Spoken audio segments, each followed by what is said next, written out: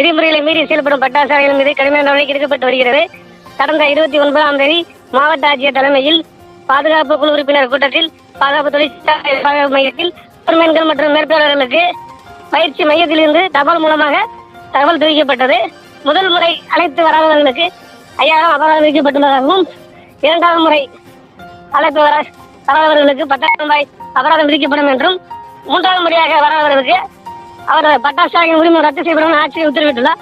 இந்நிலையில் முதல் முறை பயிற்சிக்கு அழைப்பு விடுத்து வராத 43 பட்டாசு தொழிற்சாலைகளுக்கு 5000 ரூபாய் அபராதம் விதிக்கப்பட்டுள்ளது.